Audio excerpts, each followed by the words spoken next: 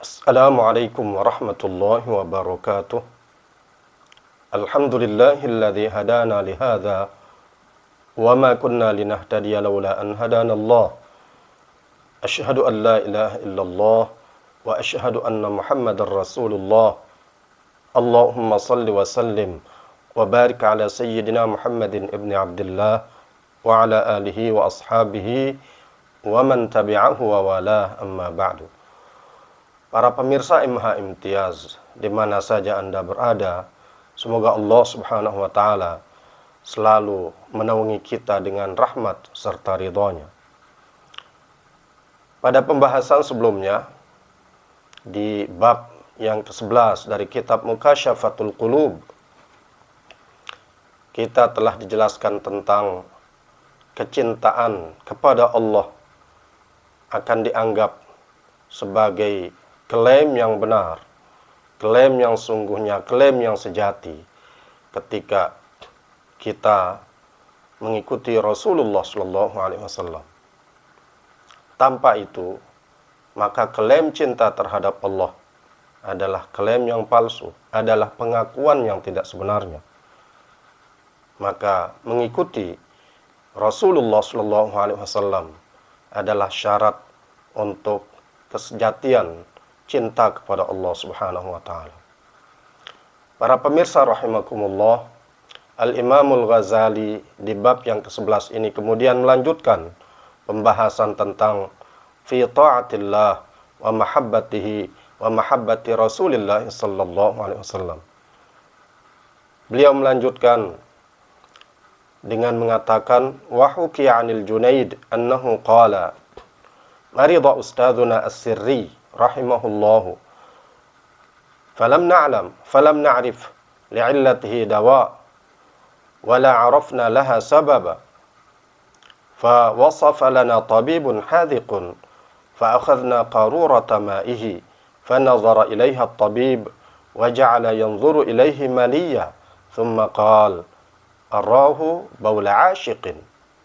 Qala al-Junaid fa sa'iqtu wa ghushiya 'alayya ووقعت القارورة من يدي ثم رجعت إلى السري فأخبرته فتبسم ثم قال قاتله الله ما أبصره. قلت يا أستاذ وتبين المحبة في البول؟ قال نعم. Diceritakan dari Al-Junaid Al-Baghdadi rahimahullah ta'ala, beliau pernah berkata, guru kami As-Sirri As-Saqati rahimahullahu ta'ala pernah mengalami sakit dan kami tidak tahu penyakit apa yang beliau derita, dan kami juga tidak mengetahui sebab beliau mengalami sakit itu. Lalu ada seorang dokter yang sangat cerdas, yang sangat pintar, memberitahukan kepada kami, memberikan diagnosa kepada kami. Lalu kami mengambil sebuah botol yang berisi air.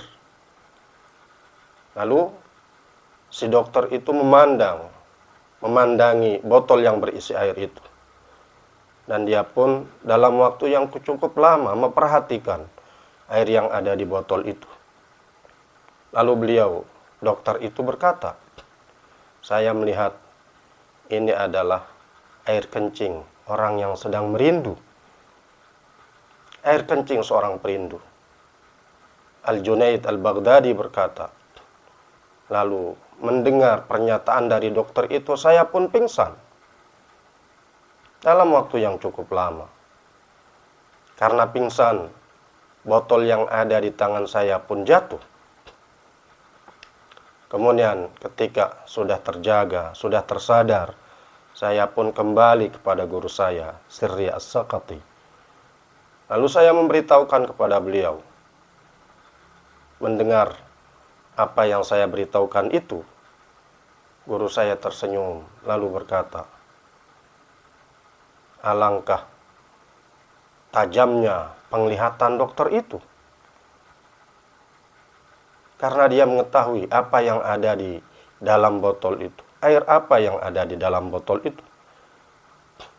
Kemudian saya katakan, kata Junaid al-Baghdadi, wahai Ustadz, wahai guru, apa bisa cinta terhadap Allah itu diketahui dari air kencing? Maka guru saya itu berkata, ya, cinta, rindu orang yang mencintai Allah Subhanahu wa Ta'ala akan bisa diketahui dari air kencingnya, karena kecintaan terhadap Allah sudah menyatu di dalam dirinya. Bahkan pada air kencing itu ada terdapat cintanya. Qala al-Fudail rahimahullah, idza qila laka atuhibbullah faskut, fa innaka in qulta la kafarta, wa in qulta na'am falaysa wasfuka wasfal muhibbin fahdharil maqt. Al-Fudail bin Iyad rahimahullah ta'ala pernah berkata, apabila kamu ditanya, apakah kamu cinta kepada Allah? Maka diam, jangan jawab. Diam. Kalau ada orang yang bertanya kepada kamu, apakah kamu cinta kepada Allah? Diam. Jangan menjawab. Kenapa? Karena kalau kamu mengatakan tidak, maka kamu kufur. Karena pernyataan tidak mencintai Allah itu adalah kekufuran. Dan jika kamu mengatakan, iya, saya cinta kepada Allah, kamu tidak memiliki sifat orang yang mencintai Allah Subhanahu wa Ta'ala. Maka takutlah kamu terhadap murka Allah, karena Allah tidak menyukai orang yang mengucapkan sesuatu yang tidak ada pada dirinya. Kabura maqtan 'indallah an taqulu ma la taf'alun. Besar kemurkaan Allah Subhanahu wa Ta'ala kalau kalian mengucapkan apa yang tidak kalian kerjakan. Wa qala Sufyan ats-Tsauri pernah berkata, man ahabba man yuhibbullaha ta'ala fa innama ahabballah. Siapa saja yang mencintai orang yang mencintai Allah Ta'ala, maka sungguh ia telah mencintai Allah. Wa man akrama man yukrimullaha ta'ala fa innama yukrimullaha ta'ala. Dan siapa saja yang memuliakan orang yang memuliakan Allah Ta'ala, maka sungguh ia telah memuliakan Allah Ta'ala. Wa qala Sahal, dan Sahal rahimahullah ta'ala pernah berkata an mahabbatillah, tentang cinta kepada Allah, alamatu hubbillah hubbul Qur'an, wa alamatu hubbillah wa hubbil Qur'an hubbun nabiy sallallahu alaihi wasallam, wa alamatu hubbil nabiy sallallahu alaihi wasallam hubbus sunnah, wa alamatu hubbis sunnati hubbul akhirah, wa alamatu hubbil akhirah bughdud dunya, wa alamatu bughdid dunya alla ya'khudha minha illa zadan wa bulghatan ilal akhirah. Sahal berkata tentang cinta. Beliau menjelaskan bahwa tanda cinta kepada Allah Subhanahu wa Ta'ala itu adalah cinta terhadap Al-Quran. Dan tanda cinta kepada Allah dan Al-Quran adalah cinta kepada Nabi Muhammad sallallahu alaihi wasallam. Dan tanda cinta kepada Nabi Muhammad sallallahu alaihi wasallam cinta terhadap sunnah. Dan tanda cinta kepada sunnah Rasulullah sallallahu alaihi wasallam adalah cinta terhadap akhirat. Tanda cinta terhadap akhirat adalah benci terhadap dunia. Karena kamu tidak akan bisa mengumpulkan dua cinta di dalam hatimu. Ketika kamu cinta kepada akhirat, maka harus ada kebencian terhadap dunia. Karena kalau masih ada cinta terhadap dunia, maka tidak akan ada ruang di dalam hatimu untuk cinta terhadap akhirat. Tanda cinta terhadap akhirat adalah benci terhadap dunia.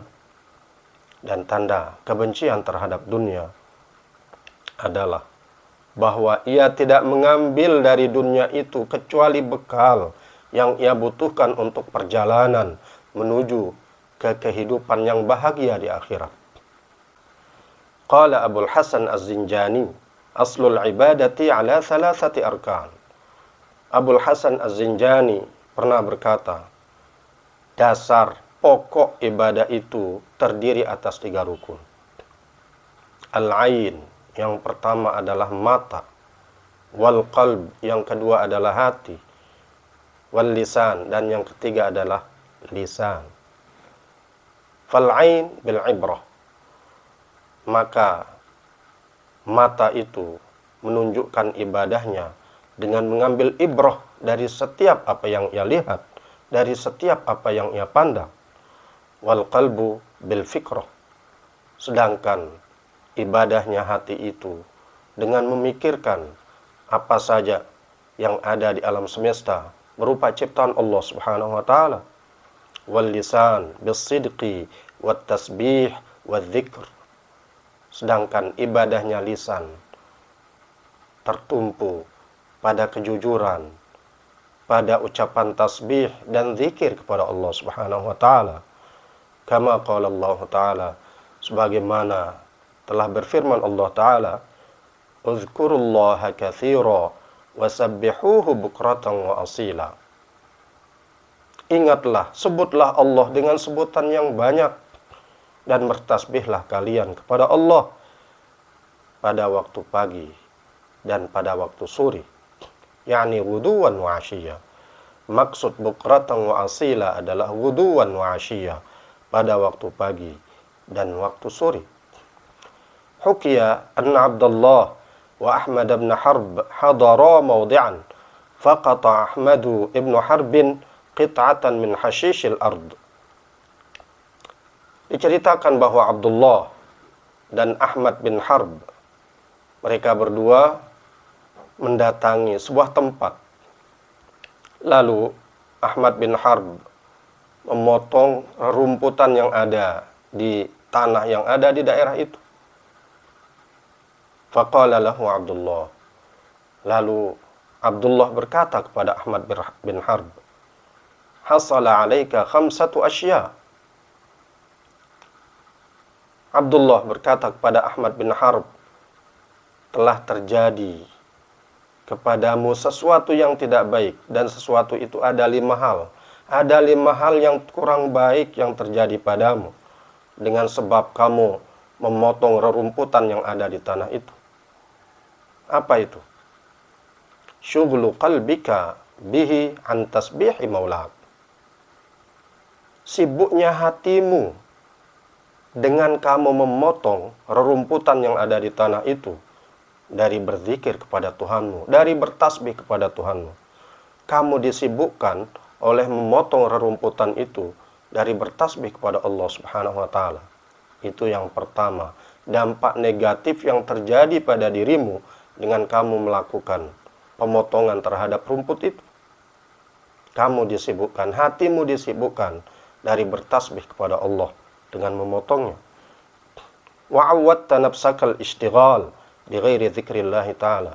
Yang kedua, dengan kamu memotong rerumputan itu, kamu telah membiasakan diri dengan sesuatu yang bukan berzikir kepada Allah Subhanahu wa taala.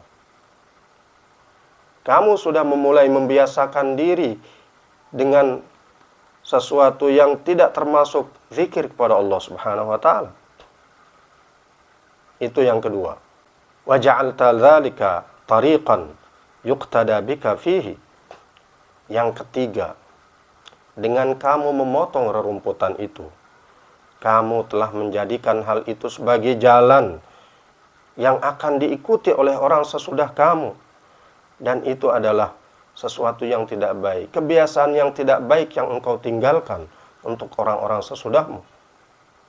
Memotong rerumputan di tanah itu, memotong rerumputan di tempat itu akan diikuti oleh orang sesudahmu, dan mereka mengikuti darimu sesuatu yang tidak baik. Wa mana'tahu an tasbihi rabbih. Dan yang keempat, dengan kamu memotong rerumputan itu, dan ada orang yang mengikuti kamu melakukan hal itu artinya juga kamu menghalangi dia untuk bertasbih kepada Tuhannya. Yang kelima, wa alzamta nafsaka hujjatallahi azza wa jalla yaumal qiyamah. Dengan kamu memotong rerumputan itu, berarti kamu telah menjadikan sesuatu yang nanti akan menyebabkan kamu pasti didebat oleh Allah Subhanahu wa taala. Kamu pasti akan ditanya tentang sesuatu yang memberatkan. Kamu akan ditanya dengan pertanyaan yang memberatkan oleh Allah Subhanahu wa taala dengan kamu memotong rerumputan yang ada di tempat itu. Itu artinya kamu menjadikan Allah pasti akan mendebat dan mempertanyakan kepada kamu pertanyaan yang berat. Dan kamu akan mengalami kesusahan, mengalami kesulitan ketika Allah menanyakan itu kepada dirimu. Kadza fi raunaqi al-majalis. Begitulah yang disebutkan di dalam kitab Raunaqul Majalis. Para pemirsa rahimakumullah, Al-Imam Al-Ghazali rahimahullah ta'ala kemudian melanjutkan, wa anis sirri radhiyallahu anhu, dan diriwayatkan dari As-Sirri As-Saqati radhiyallahu anhu, qala, beliau berkata, ra'aitu ma'al Jurjani sawiqan yastafi minhu faqultu limadha la ta'kulu ta'aman ghairahu. Kata As-Sirri As-Saqati radhiyallahu anhu, saya pernah melihat ada bersama Al-Jurjani satu makanan yang terbuat dari adonan tepung dan kurma, yang dia merasa cukup dengan makanan itu. Lalu saya bertanya kepadanya, kenapa Anda tidak memakan makanan lain selain makanan ini? Qala, maka Al-Jurjani berkata, inni hasibtu ma bainal madghi wal istifaf 90 tasbihatan fama madagtul khubza mundu 40 sanatan. Al-Jurjani berkata, menjawab pertanyaan As-Sirri As-Saqati, saya sungguh ketika saya memakan adonan makanan yang terbuat dari adonan tepung dan beberapa potong kurma ini, saya ketika mengunyah makanan itu sambil bertasbih, saya menghitung tasbih saya pada saat mengunyah makanan itu sebanyak 90 kali tasbih. Dan saya tidak pernah memakan roti sejak 40 tahun. Itu kata Al-Jurjani menjawab pertanyaan dari As-Sirri As-Saqati radhiyallahu anhu. Subhanallah. Seorang yang ketika makan pun tidak lupa bertasbih kepada Allah Subhanahu wa taala. Semakin banyak makanan yang dimakan dan disertai dengan tasbih, maka betapa kita mendapatkan nikmat zahir dan juga mendapatkan pahala dari Allah Subhanahu wa taala dengan makan makanan sambil mengucapkan tasbih kepada Allah Subhanahu wa taala. Wa kana Sahal ibnu Abdullah ya'kulu fi kulli 15 yawman fa idza dakhala Ramadan lam ya'kul illa aklatan wahidah. Al-Imam Al-Ghazali kemudian menceritakan tentang Sahal bin Abdullah yang memiliki kebiasaan makan pada setiap 15 hari. Beliau makan hanya satu kali dalam 15 hari itu. Fa idza dakhala Ramadan lam ya'kul illa aklatan wahidah. Lalu ketika bulan Ramadan tiba, dia tidak memakan kecuali satu kali makan. Wa yasbiru fi ba'dil awqat anit ta'am 70 yawman. Dan bahkan di sebagian waktu di luar bulan Ramadan, beliau bisa menahan diri dari tidak makan makanan apapun selama 70 hari. Wa kana idza akala dha'ufa. dan adalah ia Sahal bin Abdullah itu, apabila dia makan satu makanan, justru dia menjadi lemah.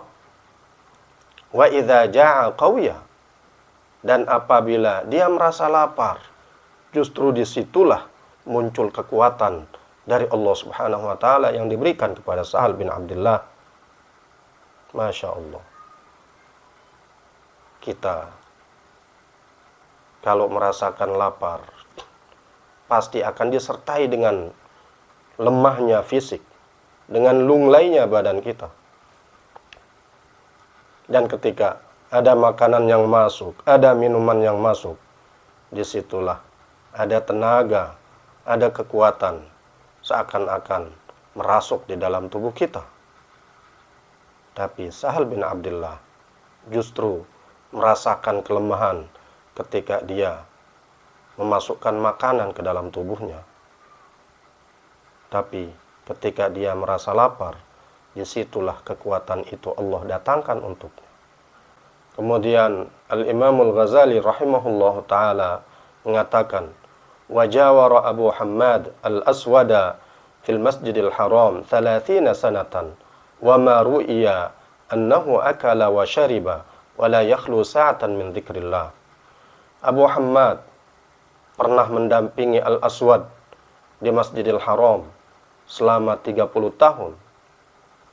Dan dia, Abu Hammad, tidak pernah melihat Al-Aswad itu makan satu makanan pun dan minum satu minuman pun, dan bibirnya tidak pernah sunyi sesaat pun dari berzikir kepada Allah Subhanahu wa taala. Begitulah kondisi para ulama kita di masa lalu. Ketika kita ingin meniru mereka, adalah sebuah tanggung jawab yang besar. Karena itu sesuatu yang tidak akan bisa dilakukan kalau tidak ada pembiasaan dan latihan yang terus-menerus. Wa hukiya anna Amr bin Ubaid kana la yakhruju min manzilihi illa li thalath. Al-Imamul Ghazali kemudian menceritakan sebuah cerita bahwa Amr bin Ubaid, dia punya kebiasaan tidak akan keluar dari rumahnya kecuali untuk 3 hal. Yang pertama adalah lis-shalah ma'al jamaah. Beliau hanya keluar untuk sholat berjamaah ke masjid. Wa li'iyadatil marid. Yang kedua, dia hanya keluar untuk menjenguk orang sakit. Wa li huduril janazah. Dan yang ketiga, keluarnya Amr bin Ubaid itu untuk menghadiri sholat jenazah dan penguburan jenazah itu. Hanya untuk ketiga hal ini dia keluar dari rumahnya untuk sholat berjamaah. Karena ini adalah kewajiban seorang hamba terkait dengan Allah Subhanahu wa ta'ala. Kemudian yang kedua dan yang ketiga, menjenguk orang sakit dan mengantarkan jenazah. Ini adalah kewajiban seorang manusia terhadap sesamanya. Begitulah Amr bin Ubaid membagi waktunya untuk keluar dari rumahnya. Tentu sesuatu yang selain itu dilakukan di rumah untuk berdekatan dengan Allah Subhanahu wa ta'ala, untuk berdua-duaan dengan Allah Subhanahu wa ta'ala, sembari memuji dan bertasbih kepada Allah Subhanahu wa ta'ala di rumahnya. Wa yaqul, dan dia Amr bin Ubaid berkata, ra'aitun nas sarraqan wa qatta'an lit-tariq. Amr bin Ubaid berkata, saya melihat manusia seakan-akan mereka adalah para pencuri dan para perampok. Melihat bagaimana kondisi manusia ketika dia keluar untuk melakukan ketiga hal itu, ada hal yang tidak baik yang beliau lihat dilakukan oleh manusia. Seakan-akan mereka adalah para pencuri dan para perampok. Karena kebiasaan yang dilakukan oleh orang banyak pada saat itu, seakan-akan mereka jauh dari Allah Subhanahu wa ta'ala, lupa dan lalai terhadap berzikir kepada Allah Subhanahu wa ta'ala, seperti kebiasaan para pencuri dan para perampok. Yang tidak mungkin para pencuri itu mengingat Allah ketika dia mencuri. Begitu juga halnya para perampok yang tidak akan mengingat Allah pada saat dia melakukan perampokan itu. Itulah yang didapati oleh Amr bin Ubaid ketika beliau melakukan kebiasaan tiga hal yang beliau biasa lakukan ketika keluar dari rumahnya. Beliau mendapati manusia-manusia tidak ubahnya seperti para pencuri dan para perampok. Al-umru jauharun nafisun la qimata lahu fayambaghi an tamla'a minhu khizanatan baqiyatan fil akhirah. Umur itu ibarat mutiara berharga yang tidak ternilai harganya. Maka sepantasnya lah orang yang berakal mengisi umurnya itu dengan hal-hal yang bermanfaat, dengan simpanan yang berharga untuk kebahagiaan hidupnya yang kelak di akhirat. Wa'lamu bi anna talibal akhirati la budda lahu minaz zuhdi fil hajatid dunya. Dan ketahuilah bahwa orang yang mencari kebahagiaan di kehidupan akhirat pasti dia akan mengusahakan sifat zuhud di dalam dirinya, zuhud terhadap kehidupan dunia, liyasira hammuhu hamman wahidan, supaya keinginannya di dalam hidup itu hanya satu. Wala yatafarraqu batinuhu min zahirihi, dan batinnya tidak akan terpisah dari zahirnya. Wala yumkinu hifzul hal illa bidhabtiz zahiri wal batin, dan tidak mungkin kita bisa menjaga kondisi kita untuk stabil, menginginkan satu keinginan, yaitu untuk kebahagiaan akhirat, kecuali dengan memanage zahir dan batin kita.